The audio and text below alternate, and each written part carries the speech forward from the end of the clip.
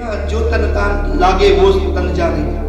हमको पता नहीं है, लेकिन जिस दिन वो घर में घटना किसी की होती है तो उसको एहसास होता है कि वो घटना का दर्द कैसा होता है। उनको पता नहीं रहता उनका पिता शहीद हो गया।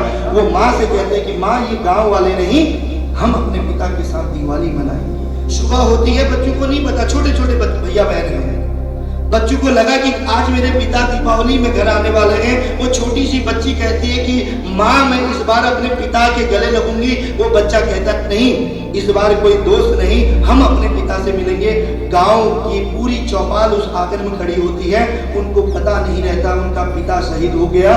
वो माँ से कहते हैं कि माँ ये गांव वाले नहीं, हम अपने पिता के साथ दिवाली मनाएंगे। वो माँ चुपचाप रहती है जो कल तक दुल्हनों की तरह सजी थी, जिसके हाथों में मेहंदी लगी थी, जिसके मांग में सिंदूर था। आज वो अबला सी बेहोश सी जमीन पड़ी रहती है, लेकिन फिर भी वो माँ संकल्प के साथ भूखे प्यासे अपने बच्चों के लिए जीती है, उनको पढ़ाती है। और कुछ समय बीतता है, उसी आंगन में तिरंगे से लिपटी एक लाश नजर आती है।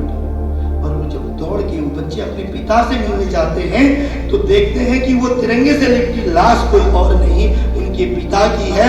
और एक तरफ दादा दादी खड़े हैं, एक तरफ माँ धरा में पड़ी है, एक तरफ से वो बूढ़ी दादी बिलखते हुए पड़ी है।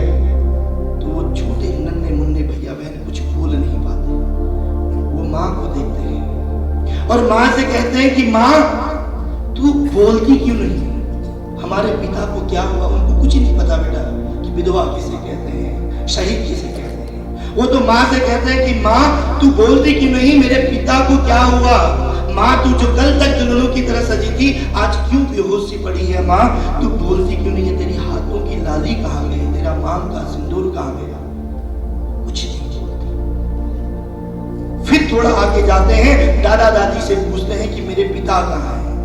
और जैसे ही तिरंगे के पास जाते हैं और उस तिरंगे को देखते हैं तो उनको अपने पिता की वो शहादत का सर ही मिलता है। और वो दोनों भैया बहन उस शरीर से लिपट जाते हैं और लिपटते लिपटते कहते हैं कि माँ मैं समझ गया, माँ मैं समझ गया कि मैं अब फिर कभी दीपावली नहीं मना पाऊंगा।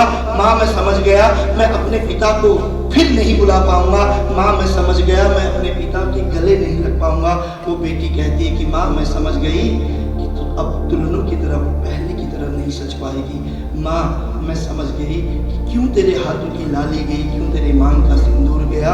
और अपने दादा दादी से कहते हैं कि दादा दादी हम समझ गए कि अब हम तुम्हारे बुढ़ापे की लाठी को फिर नहीं देख पाएंगे। और रोते हुए दोनों भैया बहन प्रतिज्ञा करते हैं, कहते हैं कि माँ सौगंध है मुझे इस तिरंगे की, सौगंध है मुझे इस तिरंगे की, इस आतंकवाद को नष्ट करने के लिए जो काम हमारे भैया बहन, जो काम हमारे पिता ने नहीं किया उस काम को हम करेंगे। सौगंध है माँ तेरे आंखों के आंसू की, फिर जीवन में कभी ऐसा काम नहीं करेंगे जिसकी वजह से तेरे आंखों में आंसू आए। सौगंध है दादा दादी की, इनके बुढ़ापे की लाठी हम बनेंगे। सौगंध है इस मातृभूमि की, देश इस आतंकवाद को नष्ट करने के लिए हम आगे बढ़ेंगे।